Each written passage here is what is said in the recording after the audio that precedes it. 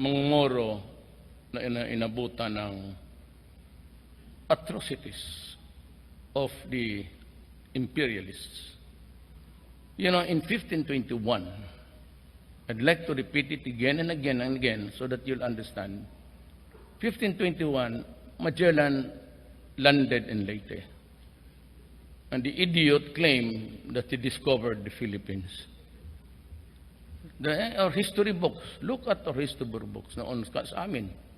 Who discovered the Philippines? The answer was Magellan. Anak na. Kung ako ang presidente noon, sampalin kita pag ginawa mo. You burn that book or I'll... We were doing all right. Even before the Spaniards came, we were a people, although in sparsely populated areas, but we were here already. And so I cannot imagine why would it take a Spaniard to discover us or an Italian whose trip to the Philippines was sponsored by the Spanish imperialism. Bakit ganon? So but when he was here, when he landed, he unloaded the cannons, the gunpowder, the muskets, the rifle of the times, the swords and everything, plus the greed of somebody else's land. Yung Islam naman was already thriving here in Mindanao. As a matter of fact, Islam was 100% dito sa Mindanao.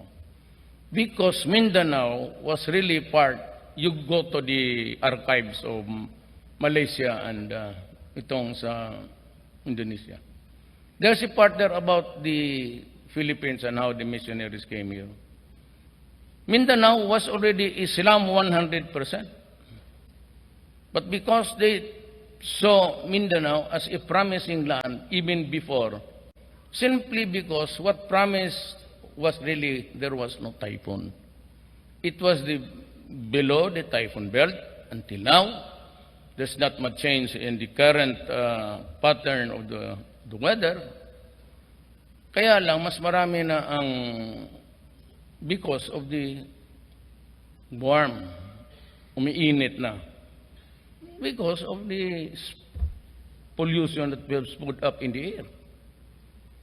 Pero ang Mindanao remains to be a viable agricultural land. Na kung mawala yung NPA at mawala yung revolution ng MI pati MN, we would be all right except there is a sector here which cannot be talked into about peace. And those are the scholars of the, ang tawag nila ni the Muslim revolution. It's actually the Muslim nationalism. The Moro nationalism. That's what it existed. Kasi kinonquer sila, tapos they suffered most because they resisted the Spaniards. For one reason, the issue was really religion. Ayaw nila. Ayaw nila yung Spaniard pumunta dito, meron ng mga reliyon, pati yung mga canon. So they were blanjon. Wala naman tayong mga lulo natin, wala naman mga kanyon yun, pati mga gunpowder. So that was the first time that they experienced explosions and everything. So it was a bloody one. But in other parts, separated by islands, so there was no one strong man, there was no common post. They were conquered easily. But ang Mindanao, may poste. Kaya hindi mo makuha. Bakit? There was a post. And what is that? Islam. Yan. So they see us, my government, and since si Alonto nandito naman sa atin, they see us as a continuing presence of the Spaniards, the Americans, and tayo yung extension. We wage war against them because we are being used by the Americans. In other words, there can never be forgiveness. And yung pinakita ko yung massacre dyan sa Budaho, yung sa Hulo, those were really, wala tayong kamera noon. So we could not have secured, portrayed those cameras and equipments because we never had the cameras at that time. It was the Americans who had it. And we got the picture from the archives of America. And nobody is supposed to tinker with the history, so no one gets something out of that archives. So nang nagpaiwan, so doon nakita. The postcard, even then. Was an American soldier, ang paa niya sa taas ng dibdib ng babae na hubad na kagano ng repo. It was a postcard. It was used as a postcard. Ganon katindi. So that is why itong mga scholar, sinabi ni Tatad, ni Lozano, ni mga bright dyan sa ANC, ako raw. It was not me. Hindi galing akin yun. Galing sa mga eskola ang kinausap ko, pati yung mga bata. Yung mga bata nila, yung mga bright na hindi kong gamit ng baril yan. Just like the bright ones dito sa ating mga taga-UP, ito yung hindi nagdadala ng baril, but they keep on repeating the history of what is. What is the truth and how it happened. So mabuti maprangkahan ko kayo kung I'm saying this because we are all interested in expansion. If you are into the banana and you only plant banana 20 hectares for 10 years, ay huminto ka na dyan. Malulugi ka na niya kung ganun. In banana and plantations and everywhere business, you have to expand. If you do not expand, babagsak ka. That goes for the malls and everything. That's why there's mall wherever you are. Because if they stop building malls, stop doing business, ganyan ka lang, stagnant ka, okay. You have to consider inflation, you have to consider supply of money, the cost of money and everything. So, ganon yan. So, we have to expand, but we have to have peace. Ang mahirap lang itong mga scholars, pati bata. Sila yung nagpakita sa akin, this is what happened to us. Sabi ko, using before they actually uttered it in itong mga Tata, sila Lozano, sabi nila na, sabi mo kay Duterte, it's in the past.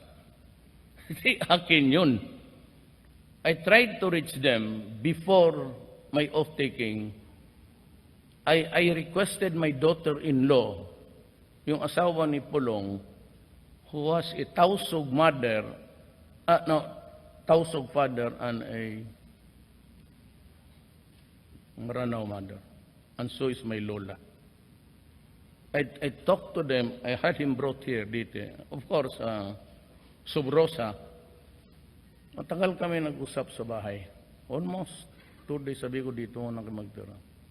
How we can figure out a way out here. Ayan sabi na. This is not 1 century ago. This is not 100 years ago. This is now. It still is. Leksyon lang sa mga yung kala nila mas marunong sila sa atin dito sa Mindanao. It was not my statement. It was not my original statement. Those statements came from the Moro scholars and the young men. Marami dyan ngayon sa Lanao, Cotabato area. And ang nila is the Maote. But overall, tingnan ninyo, it's actually in the Middle East, they have stopped to call them DUTERTE'S or ISIS. They're simply militants. Dito sa Pilipinas, they sprout out everywhere, and they are the militants of the Moro nationalism. Yun. Kaya kanila ito noon. Ireland. Ang mga Kristiyanos dumating, walang original na Kristiyano na taga Mindanao. That's for one thing I'm very sure of. If you are a Christian, my father was a Christian. He came here, married a Mindanao woman. Ang nagpunta, we are the descendants of the Christian early settlers who came here. Na hindi pa mas init noon, kasi bakit mag-init sila? Alaman nila magkapatid tayo. We all look the same. You could be Tausugder, you could be Maranao. Alam mo, hindi masyado mainit. But when the time came when there was an awakening and they were losing the lands on the Christians, yun, pumutok na. And the earliest was, of course, Kamlon. Then you have the 73 campaign, the black shirts. Sila panahon ni toothpick. Then now. So it's either we succeed in the talks or we don't move at all. Dito sa limitado ang atin. There can never be full use of the land until we will have the peace that we all desire. So that is how it is, ang Mindanao.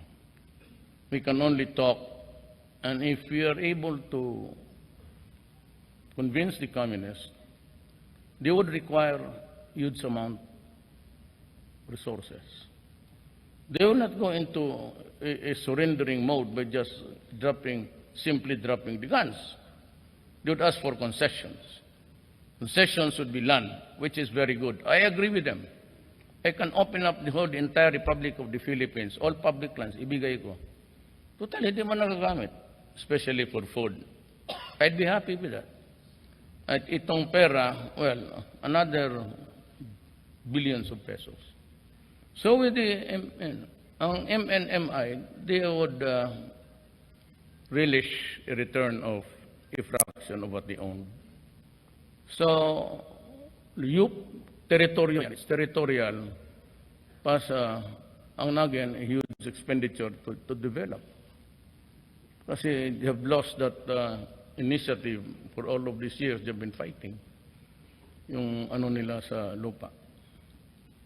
I hope they would listen to us and itong mga scholars alang pati itong mga hardliners. Ito talagang, and yung sabi ko that there should be a time when the Americans leave the Mindanao. So please kindly review your tapes, lalo itong mga ano ng Amerikano. Never said leave the Philippines. Kasi sabi nila, we are not willing to negotiate with you.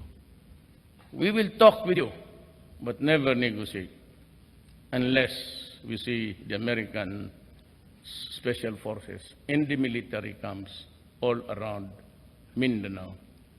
And it is true that they are here. There are about 17 special forces all around Mindanao. Yan ang... So, having said that, we are open to all issues that you might want to government to intervene. The total hectareage would have been 450,000 hectares, which is huge. The total investment is 150 billion. So the total employment is 515 jobs as of 2015. The annual wages is 46.4 billion. Total tax contribution is 6 billion.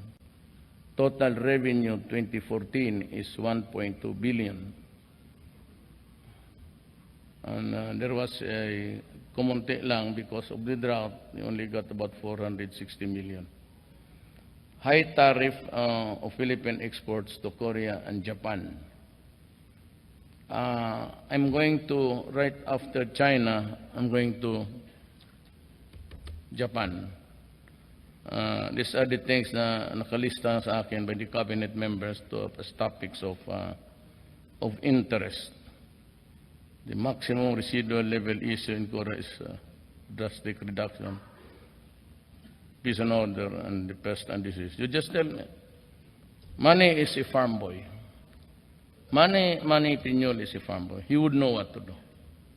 We only need really to conserve resources. But if there is no graft and corruption anymore, matutulungan ko kayong lahat. Now, the SW survey gave me something like 0.74. I don't need that. Actually, ganun ako. If you know me,